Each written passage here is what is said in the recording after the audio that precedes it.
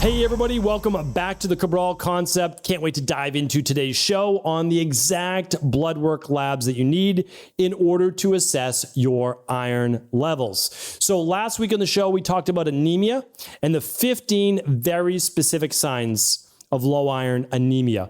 This is so important because there are people walking around right now with no energy, poor exercise tolerance, brain fog, bruising easily, exhaustion upon basically doing anything, and they have no idea why.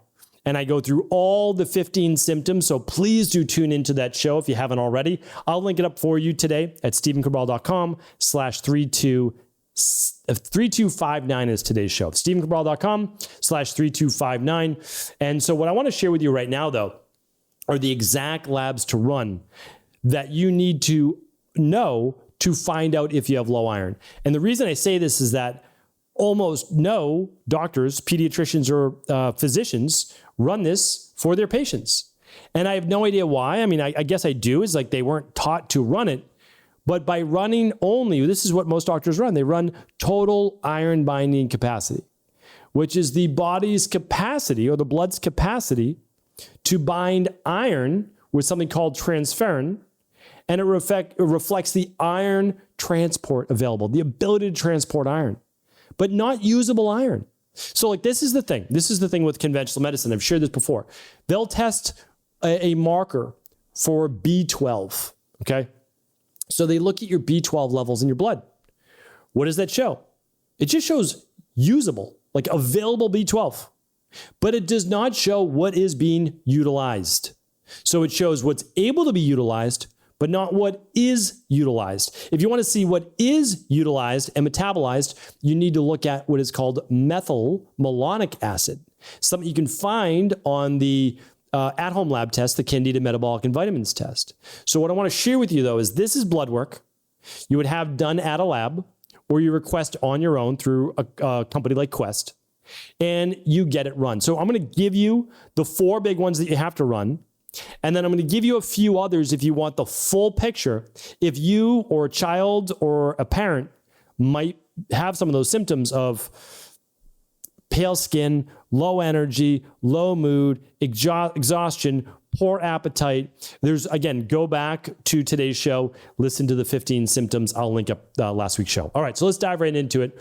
Here are the 4 main ones, and then I'm going to give you the others as well. The first one, total iron binding capacity. You already know that. Your PCP, doctor, pediatrician is going to run that one anyways, but it's not enough. The second one is serum iron. It's a good one to run, and that is because it's going to measure the amount of circulating iron in the blood. The next one is called transferrin saturation. This is one that very few people run, but it is going to be utilized as long as you are running these others that are available. And if not, you can calculate it by dividing serum iron by total iron binding capacity. Again, you don't need to figure that out. If they run transferrin saturation, it will do it for you. All right. The last one and the big one, the biggest one, and if you could only run this, this is the one that I would run. It is called ferritin. So your ferritin levels are the stored iron in the body.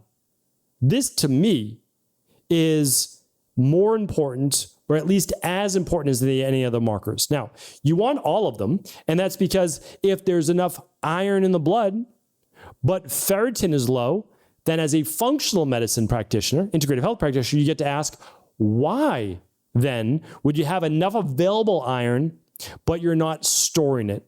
So then we would start to look at red blood cell issues and cofactors to be able to use iron. But the problem is when all you look at is the capacity to bind iron, which is total iron binding capacity, you don't know stored iron.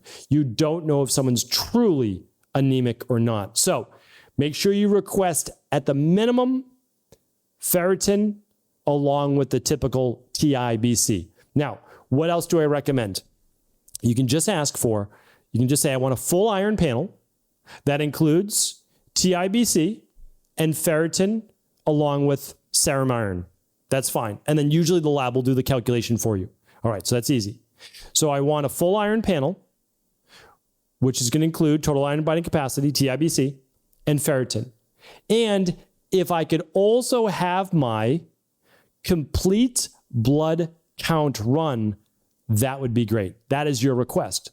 The complete, and by the way, this is your doctor and it's your body. You should be able to get this done. It's crazy to me how difficult it is to have your own doctor who should work for you to do this, right? Like it blows my mind. It's like, why shouldn't you be able to find out your own levels whenever you want? This is why I'm so passionate about at-home lab testing. And once an iron test comes out that we can really get behind for at home, we're without a doubt going to bring that to people. It's just not there yet.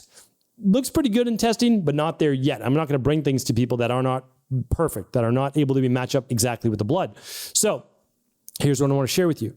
The complete blood count then is going to show you if you're getting enough oxygen to your red blood cells, which is really what matters, right? Because the iron carrying oxygen, allowing for oxygenation of your red blood cells, is what makes you feel the fatigue and the exhaustion and all the issues around being low iron, right? The poor circulation, cold hands, feet, all those things. All right, so what's complete blood count? Now, again, you don't need to memorize any of this, but it's your red blood cell count, okay? If it's low, well, that could be why your iron's low. You just don't have a lot of red blood cells. And then we can figure out why, because there's always a why, right? I'm not going to go over that today. We're talking about iron. But you can also look at hemoglobin, hematocrit. We can look at MCV, which is mean corpuscular volume, MCV. And what we can do is then we can assess if some of these are high or low. It could be cofactors such as B12, folate, which is B9, B6, and believe it or not, copper and magnesium. So when we can look at what could be cofactors for not allowing you to get enough oxygen into the red blood cells, we're able to do process of elimination. Now, this is a great thing because when we're looking at the hemoglobin, hematocrit, the MCV, the MCHC, we are able to then find out, okay, well, these are low, but iron looks good. So if it's not iron that's causing the fatigue and all these other issues, oh, it could be B12. It could be folate. It could be copper. So now what we do is we get to then not have to supplement with iron, because you don't want to supplement with high levels of iron if you don't need to, right? Or of course, eat high iron foods. So this is why by truly knowing your body and running specific labs, you can find out exactly what your deficiencies are and your toxicities. So ideally, I always like to do at-home lab testing because you don't need to bring in a doctor into it. You don't need to bring in anything else, ask permission. But this is also why many labs are popping up that allow you to run your own blood work. And as long as you're able to understand it, it can be very helpful. The issue is when you don't understand it, you have to be careful. You really want a qualified person to be able to read it for you and not make hasty decisions on what you do need or don't need. But the reason why I want to bring this to you is that it's unimaginable to me, and this actually came up with a client, that they had almost every symptom. They had let's call it 10 to 11 of the top 15 symptoms of low iron, and the doctor never ran low iron. And the doctor never ran an iron panel. And it was just so frustrating to me because it took meeting with me, which it could take a couple months to meet with me and all these different things. And I just don't want to be the bottleneck for anyone getting well. And so I want to share with you, if you have those symptoms of low iron, we'll link up the show.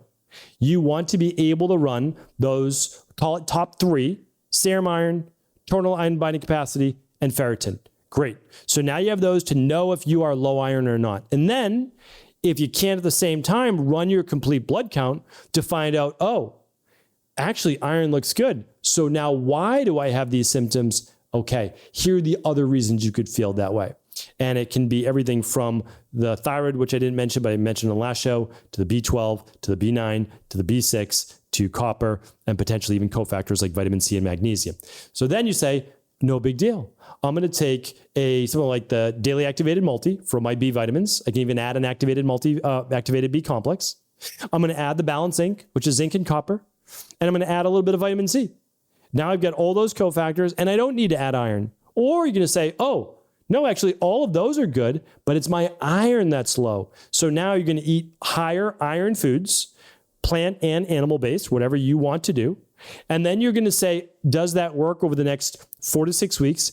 And if it doesn't, then you may need to supplement with iron as well. And you can do both, and that's okay. It's whatever works for your body, and you'll use some of those cofactors that I just spoke about as well. So I just wanted to bring that here for you today. I will list all of the different factors that you do need at stevencabral.com/3259. I can't link up other labs that I have no control over, of course, but you can also ask your PCP, ask your pediatrician, or you can take your health into your own hands and run these labs for yourself. So hopefully this was helpful. Of course, share the information to anyone you believe it could serve. Thank you so much. Let's make this our best year yet. Take care, everybody. Thanks so much for tuning into today's show. Before you go, don't forget to hit that subscribe button. I want to make sure that you're getting our daily content, not missing out on anything. Functional medicine, wellness, weight gain, weight loss, anti-aging, living longer, stronger, and all of the most cutting-edge research. And if there's any topics you want to hear, feel free to leave them in the comments below. Take care.